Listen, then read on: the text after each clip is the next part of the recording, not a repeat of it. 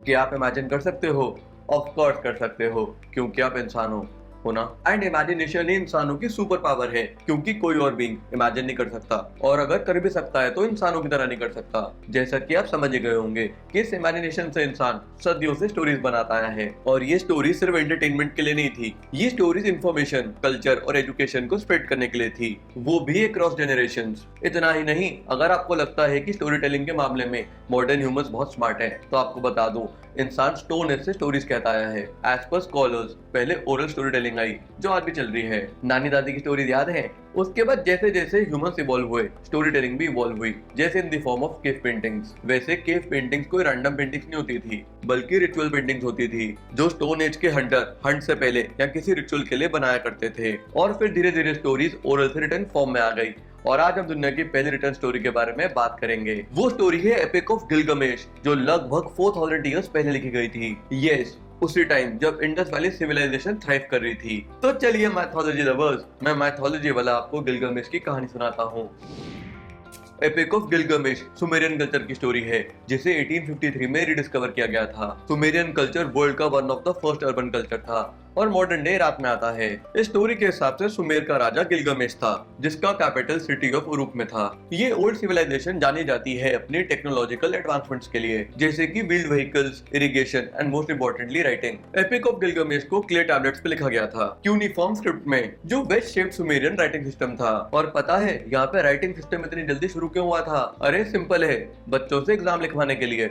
मजाक कर रहा हूँ। ये राइटिंग सिस्टम शुरू हुआ था ट्रेड की वजह से, रिकॉर्ड्स मेंटेन करने के लिए, क्योंकि सुमेर के ट्रेडर्स फॉरेन लैंड के लोगों से बहुत ट्रेड किया करते थे, जिसका एग्जांपल है उनका trade with Indus valley civilization, जिसे वो महलुआ बुलाया करते थे। एनीवेज, ये राइटिंग सिस्टम इवॉल्व करता गया और ट्रेड से आर्ट तक पहुंच गया, और फिर बहुत सारी पोएम्स, हिम्स और स्टोरीज लिखी गई। एंड जो ओल्डेस्ट रिटन स्टोरी हमें अब तक मिली है, वो एपिक ऑफ गिलगमेश है, जो कि डेथ, फ्रेंडशिप और इमोर्टैलिटी के बारे में है।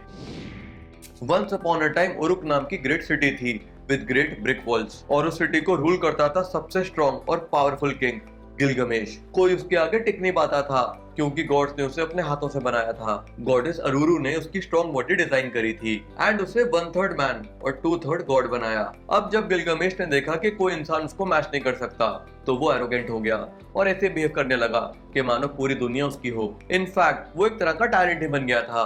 वो फादर से उनके बेटे छीन लेता था, और यही नहीं, वो नई नवेली ब्राइड्स को उनकी वेडिंग नाइट पे अपने पास बुलाता था।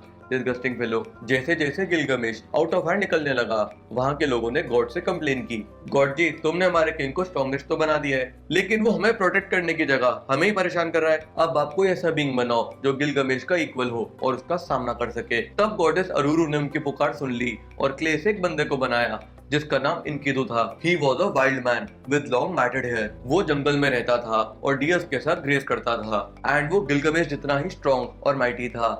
बेसिकली वो दुनिया का पहला टार्जन था। फिर एक दिन एक हंटर और उसका बेटा नोट करते हैं कि इनकिदू डियर्स को उनसे बचा रहा है और वो ढंग से हंट नहीं कर पा रहे हैं। तब डैडी हंटर को एक आइडिया आता है, और वो अपने बेटे से कहते हैं कि ये जंगली बंदा गिलगमेश जितना ही स्ट्रॉन्ग है, एंड गिलगमेश को उसके बारे में बताना चाहिए, ताकि दोनों आपसी झगड़े में बिजी हो जाएं और हम आराम से हंट कर पाएं। ये बाप बेटा सेल्फिश है यार। एनीवेज, वो गिलगमेश को इनकिदू के बारे में बताते हैं, एंड एज एक्सपेक्टेड गिलगमेश उससे मिलना चाहता है, इसलिए वो टेंपल प्रोस्टिट्यूट शामात को बुलाता है और उसे काम देता है कि वो इनकिदू को इंटाइस करके जंगल से सिटी में लेकर आए। अच्छा, बॉलीवुड ने ये चालबाजी यहाँ से सीखी है। इसके बाद शामात इनकिदू को इंटाइस करती है, जो वाइल्ड एनिमल्स के साथ रहता है, एंड दे मेक लव। 1-2 घंटे के लिए नहीं, बल्कि 7 नाइट्स के लिए।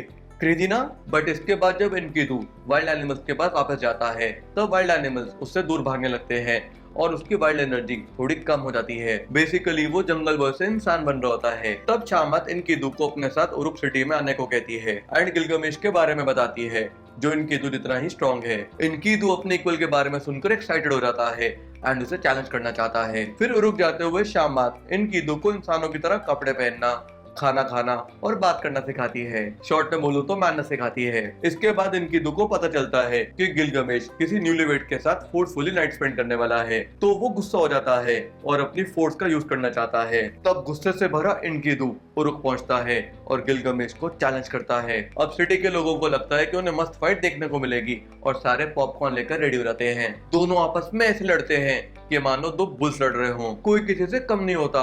और आखिर में सिटी की दीवारें और दरवाजे क्रैक करने के बाद दोनों एक दूसरे का खून कर देते हैं। जस्ट किडिंग, असल में दोनों एक दूसरे को किस करते हैं, फिर एक दूसरे को गले लगाते हैं और एंड में कॉम्प्रोमाइज करते हैं क्योंकि दोनों स्ट्रेंथ में इक्वल होते हैं। उसके बाद दोनों बेस्ट फ्रेंड्स बन जाते हैं और गिलगामेश इनकीदू को अपनी मम्मी से मिलवाता है, जो उसे देखकर कहती है कि उन्हें यकीन है कि गिलगामेश का नया दोस्त उसका साथ कभी नहीं छोड़ेगा। आंटी उस टाइम के हिसाब से काफी प्रोग्रेसिव लग रही है, नहीं? एनीवेज, इस पूरे भाईचारे के एपिसोड के बाद गिलगामेश के दिमाग में खुराफाती आइडिया आता है जिससे वो अपनी फेम और बढ़ा सकता है। वैसे बढ़ तो जाएगी क्योंकि इतने सालों बाद भी हम भाई पे बात कर रहे हैं। खैर, उसका आइडिया है कि वो सीडर फॉरेस्ट से वुड लाना चाहता है।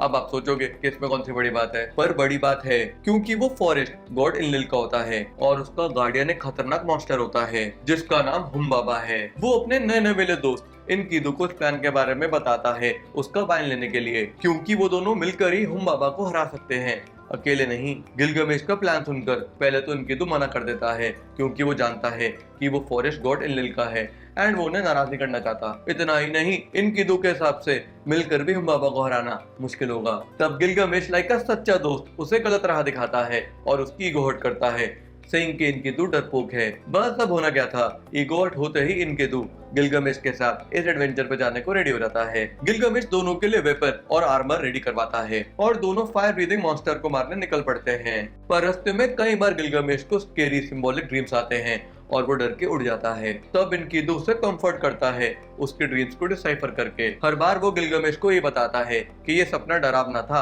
लेकिन अच्छा था। Quite ironical but okay. Enkidu उसे बताता है कि ये सारे सपने यही कहते हैं कि गिलगामेश उस मॉन्स्टर को हरा देगा। ये उसके बाद दोनों हिम्मत करके डार्क सीडर फॉरेस्ट में घुस जाते हैं, लेकिन मॉन्स्टर हुम्बाबा को देखकर हिम्मत हार जाते हैं। फिर दोनों एक दूसरे को मोटिवेट करते हैं और हुम्बाबा पे अटैक करते हैं और इसके बाद विंड गॉडेस की हेल्प से गिलगामेश हुम्बाबा को मार देता है। हुम्बाबा को मार के बेस्ट क्वालिटी सीडर वुड लेके दोनों अपनी सिटी उरुक पहुंचते हैं। गिलगामेश इनकीदू, याद रहे ऊपर वाला सब देख रहा है। एनीवेज, वहां पहुंचते ही गिलगामेश खुद को वॉश करता है और बन ठन के गबरू जवान बन जाता है। उसे देखकर इश्तार द गॉडेस ऑफ लव उसके प्यार में पड़ जाती है, बट गिलगामेश उनके ऑफर को ठुकरा देता है।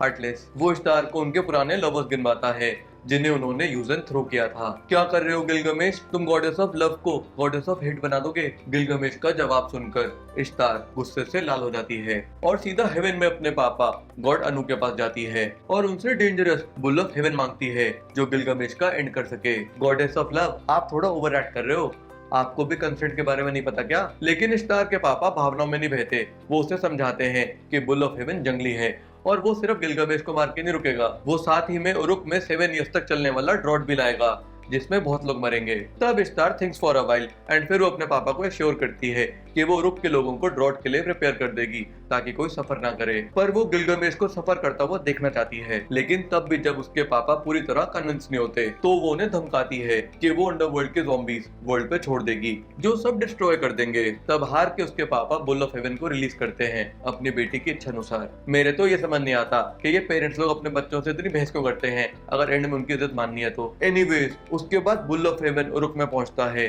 तब रिवर्स उबलने लगती है और जमीन फटने लगती है, लेकिन लकीली उरुक में अभी भी गिलगामेश और इनकीदू दोनों हैं और वो मिलके बुल ऑफ हेवन को मार देते हैं। लो भाई, गई इश्तार की बुल पानी में। ये देखकर इश्तार पानी आंसू बहाती है, but Gilgamesh and Enkidu are really happy with themselves. इसके बाद जब गिलगामेश और इनकीदू चैन की नींद सो रहे होते हैं तब इनकीदू को बुरा सपना आता है। उस सपने में गॉड्स की काउंसिल हो रही होती है जिसमें दे आर डिस्कसिंग कि गिलगामेश और इनकीदू ने गॉड्स के बनाए 2 स्पेशल बीइंग्स को मार दिया है जो कि गॉड्स के लिए एक्सेप्टेबल नहीं हो सकता और वो डिसाइड करते हैं कि इसके लिए गिलगामेश और इनकीदू में से किसी एक को अपनी जान से हाथ धोना पड़ेगा। आपको क्या लगता है गॉड्स किसे सेव करेंगे और किसे मारेंगे? ज्यादा सोचो मत, बता देता हूँ। वो गिलगामेश को सेव करते हैं और इनकीदू को मारने का फैसला करते हैं। अब गिलगामेश को मारते भी कैसे जब स्टोरी का नाम ही एपिक ऑफ गिलगामेश है। एनीवेज, इसके बाद इनकीदू बहुत सैड होता है और उस हंटर और हुकअप गर्ल शाहमाद को गाली देता है उसे जंगल से सिटी में लाने के लिए, लेकिन सन गॉड आके उसे काम करते हैं टेलिंग हिम कि अगर वो सिटी में ना आता तो अपने दोस्त गिलगामेश से कैसे मिलता। एंड टू माय सरप्राइज वो सुनकर शांत हो जाता है। भाई अलग ही दोस्ती चल रही दोनों की। इसके बाद इनकीदू को अंडरवर्ल्ड के स्केरी सपने आने लगते हैं और वो धीरे धीरे बीमार पड़ने लगता है। अपने डेथ बेड पे वो अपने दोस्त गिलगामेश से कहता है कि उसे बैटल में मरने से डर लगता था, पर ये इलनेस वाली डेथ उससे भी बुरी है क्योंकि इसमें कुछ भी हीरोइक नहीं है। ये कहने के बाद वो दुनिया से निकल लेता है, लेकिन गिलगामेश की यादों से नहीं निकलता। बहुत दुखी होकर गिलगामेश उसके लिए ग्रैंड बरियल अरेंज करता है, बट इसके बाद गिलगामेश को एक तरह का झटका लगता है जब उसे रियलाइज होता है कि उसका एंड भी इन केदों की तरह अचानक से हो सकता है। और जब एंड नियर होता है तब आपकी स्ट्रेंथ, आपकी अचीवमेंट किसी काम नहीं आती। स्टोरी यहाँ डीप हो गई नहीं। गिलगामेश अपनी लाइफ स्टोरी का ऐसा एंड नहीं चाहता, इसलिए वो उत्तरापिष्टम को ढूंढने निकल पड़ता है, जो along with his wife are the only immortal humans. उसकी तलाश में गिलगामेश एक लॉन्ग और टायरिंग जर्नी पर जाता है और फाइनली उस पहाड़ तक पहुंचता है जहाँ से सनराइज होता है। गिलगामेश सेल्फी लेकर इंस्टा पे डाल देना। वहाँ उसे 2 स्कॉर्पियन मेन गार्ड्स मिलते हैं जो उसे जाने देते हैं when he tells them कि वो उत्तरापिष्टम से मिलने आया है। As he moves ahead, वो एक सनलेस डार्क स्ट्रेच पे आता है जो कि एंडलेस होता है, पर वो हिम्मत नहीं हारता और आगे बढ़ता रहता है। फाइनली काफी टाइम बाद वो एक क्रिस्टल गार्डन तक पहुंचता है जहाँ पर वो सन को दोबारा देख पाता है। इतना ही नहीं, वो नोटिस करता है कि गार्डन के बियॉन्ड सी भी होती है। तब एक ओल्ड गॉडेस गिलगामेश के एफर्ट और हालत देखकर उसे बोटमैन और शनाबी की तरफ गाइड करती है, जो उसे उत्तरापिष्टम के पास ले जाएगा। इसके बाद गिलगामेश पागलों की तरह और शनाबी को ढूंढता है, और जब वो उसे अपने बंदों के साथ काम करता हुआ देखता है तब आउट ऑफ नो रीजन उनसे लड़ना शुरू कर देता है और उर्शनाबी के बंदों को मार देता है। गिलगामेश भाई रिलैक्स। एनीवेज, तब उर्शनाबी उससे पूछता है कि भाई तू है कौन, और गिलगामेश उसे बताता है कि वो किंग ऑफ उरुक है। गिलगामेश की हालत देखकर वो ये बात मान नहीं पाता क्योंकि थकान के मारे गिलगामेश की आंखें बाहर और मुंह अंदर चला गया होता है। और शनाबी का रिएक्शन देखकर गिलगामेश उसे बताता है कि उसकी ये हालत लॉन्ग जर्नी और दुख की वजह से हुई है क्योंकि he has lost his friend Enkidu. और अब उसे ये सवाल खाया जा रहा है कि क्या उसका भी एंड होगा, क्या वो भी मरेगा। दी एंड तो हर कहानी का होता है गिलगामेश। एनीवेज, गिलगामेश उसे बताता है कि वो इन क्वेश्चंस का आंसर ढूंढने के लिए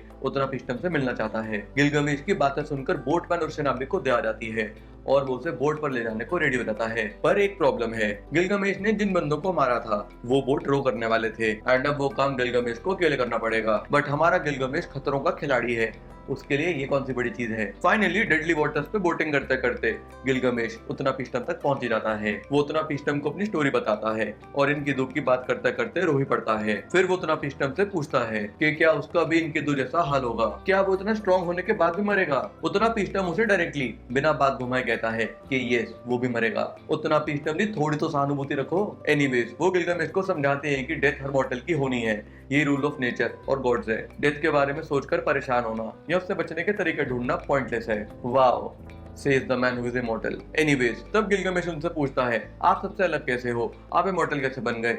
हिपोक्रेट मैंने बोला, गिलगामेश ने नहीं बोला था। खैर, इसके बाद उत्तरापिष्टम उसे अपनी स्टोरी बताते हैं। He tells him कि वो long ago city of शुरुक park में रहता था, लेकिन वो सिटी ओवरक्राउडेड हो गई एंड उसकी नॉइज गॉड्स को डिस्टर्ब करने लगी। तब गॉड्स ने डिसाइड किया कि वो फ्लड लाके उस सिटी का एंड कर देंगे, जिससे ना सिटी रहेगी और ना ही रहेगी उसकी नॉइज। कुछ ज्यादा ही सेंसिटिव नहीं है ये गॉड्स। खैर, एक दिन रात को उत्तरापिष्टम के ड्रीम में ओशियन गॉड ए आते हैं एंड उसे एक बड़ी सी बोट बनाने को कहते हैं और साथ ही डेडलाइन भी देते हैं क्योंकि हेवी रेन्स आने वाली होती है। आफ्टर द ड्रीम, उत्तरापिष्टम अपनी सारी जान, सारे पैसे लगाकर बोट रेडी करता है, फिर उसमें अपनी वाइफ और एनिमल्स को भरता है और जैसा कि एया ने बताया था, बहुत जल्द भारी बारिश स्टार्ट हो जाती है। फिर 6 डेज और 6 नाइट्स तक इतनी खतरनाक बारिश होती है कि सब उसमें डूब जाता है सिवाय उत्तरापिष्टम की बोट के। ये सब सुनकर आपको कोई और स्टोरी भी याद आ रही होगी। हाँ, नोआह आर्क की। यस, वो इसी स्टोरी से इंस्पायर्ड है क्योंकि ये फ्लड स्टोरी दुनिया की ओल्डेस्ट रिटन फ्लड स्टोरी है। देख रहे हो नए पुराने सारे कल्चर्स कितने इंटरलिंक्ड हैं। एनीवेज, 7th डे पे बारिश रुक जाती है और उत्तरापिष्टम बोट के बाहर जानता है, पर उसे दूर दूर तक पानी पानी दिखाई देता है, कहीं लैंड नहीं दिखता। फिर वो ड्राई लैंड की सर्च में बोट से बर्ड्स को भेजता है और विश करता है कि वो वापस ना आए क्योंकि उसका मतलब होगा कि उन्हें कहीं ना कहीं ड्राई लैंड मिल गया है। अनफॉर्चुनेटली भेजी हुई पहली 2 बर्ड्स बोट पर वापस आ जाती हैं, लेकिन फॉर्चुनेटली थर्ड वाली नहीं आती। बर्ड को ड्राई लैंड मिल जाता है और इंसानों को सरवाइव करने की खुशी। इसके बाद ग्रेटफुल होकर उत्तरापिष्टम गॉड्स को सैक्रिफाइस करता है। मत कर भाई, वो गॉड्स तुझे भी मारना चाहते थे, पर वो मेरे मना करने पर भी सैक्रिफाइस करता है। फिर अर्थ गॉड एनलिल गुस्से में वहाँ आते हैं और चीखते चिल्लाते हैं कि ये इंसान कैसे बच गया। फिर गॉड ए आकर उन्हें पूरी बात बताते हैं और उनका गुस्सा शांत करते हैं। इसके बाद सारे गॉड्स मिलकर उत्तरापिष्टम और उसकी वाइफ को इमॉर्टल बना देते हैं और सोसाइटी से बहुत दूर सेटल कर देते हैं। उत्तरापिष्टम की ये स्टोरी सुनकर गिलगामेश तालियां बजाता है, लेकिन ये समझ नहीं पाता है कि वो स्टोरी का क्या करे। क्या इमॉर्टल बनने के लिए उसे भी फ्लड पैदा करनी होगी? लेकिन गिलगामेश के ब्लैंक एक्सप्रेशन देखकर उतनापिस्टम उसकी प्रॉब्लम समझ जाता है और उससे कहता है कि अगर वो डेथ को कॉन्कर करना चाहता है तो उसे पहले स्लीप को कॉन्कर करना होगा। He tells Gilgamesh to stay awake for a week. ये टास्क सुनकर गिलगामेश हंसता है और सोचता है कि ये तो बच्चों का खेल है, और फिर 2 मिनट बाद ही गिलगामेश बच्चों की तरह सो जाता है। ये गिलगामेश तो मेरी तरह निकला। फिर जब गिलगामेश की आंख खुलती है तो वो उतनापिस्टम को अपने सामने देखता है और कहता है कि बस 1 मिनट के लिए उसकी आंख लग गई थी। तब उतनापिस्टम उसे बताता है कि वो 7 नाइट से लगातार सो रहा है एंड टू प्रूव दिस वो उसे 7 लोफ्स ऑफ ब्रेड दिखाता है जो उतनापिस्टम की वाइफ गिलगामेश के खाने के लिए उसके सामने रखे गई थी। गिलगामेश दिल छोटा मत कर यार, नींद से इंपॉर्टेंट कुछ नहीं होता। लेकिन गिलगामेश सैड हो जाता है और वहाँ से जा रहा होता है। तब उतनापिस्टम की वाइफ उस पर तरस खा जाती है और अपने हस्बैंड से कहती है कि लड़के ने बहुत मेहनत करी है आने के लिए, इसकी थोड़ी हेल्प तो कर दो। मैं कहता ही हूँ एम्पैथी लड़के लोगों में होती है। फिर उतनापिस्टम गिलगामेश को रोकता है और स्पेशल प्लांट के बारे में बताता है जो अंडर वाटर ग्रो करता है और यूथ रिस्टोर कर देता है। ये सुनते ही गिलगामेश पानी में डुबकी मार देता है और वो प्लांट ढूंढने निकल पड़ता है। प्लांट मिलने से पहले ही भाई को जवानी छा गई। एनीवेज गिलगामेश को वो प्लांट मिल जाता है, बट हैरानी की बात ये है कि वो उसे खाता नहीं है बल्कि अपने साथ उरुक ले जाने का सोचता है ताकि वो खुद खाने से पहले किसी और पे टेस्ट कर सके। गिलगामेश भाई शकी है। एनीवेज प्लांट पाकर गिलगामेश थोड़ा केयरलेस हो जाता है और उस प्लांट को अनअटेंडेड छोड़ देता है, जिस वजह से एक सांप आकर उसे चुरा लेता है। माना जाता है तभी से स्नेक्स अपनी पुरानी स्किन शेड करके नई स्किन ग्रो कर सकते हैं। खैर गिलगामेश को जब ये पता चलता है तो वो अपना सर पीटता है क्योंकि उसके सारे एफर्ट्स वेस्ट हो जाते हैं। इसके बाद वो बोटमैन और शनाबी के साथ अपनी सिटी उरुक में वापस जाता है और उसे वहाँ की बड़ी बड़ी वॉल्स, ब्रिक वर्क और फाउंडेशन दिखाता है। और ये एपिक पोम उन्हीं लाइंस पे एंड होती है जिन पे स्टार्ट हुई थी। एनीवेज आई बिलीव गिलगामेश की ये स्टोरी हमें बताना चाहती है कि इमॉर्टैलिटी कोई चीज नहीं है जो मिल सके, वो लाइफ टाइम का हार्ड वर्क है जो शायद आपको मेमोरीज में इमॉर्टल बना दे, जैसा कि गिलगामेश के साथ हुआ। तो मैथोलॉजी लवर्स, देखा आपने इतने साल पुरानी स्टोरी भी उन्हीं थीम्स पे बात कर रही है जिन पे हम आज भी करते हैं, जैसे कि डेथ और immortality. And I think that's the reason ये स्टोरी आज भी उतनी ही रेलेवेंट है जितनी तब थी। आपको ओल्ड रिटर्न स्टोरी कैसी लगी नीचे कमेंट करके बताना और जाते जाते लाइक और सब्सक्राइब भी करते जाना, वरना आपके घर फ्लड आ जाएगी। बाय।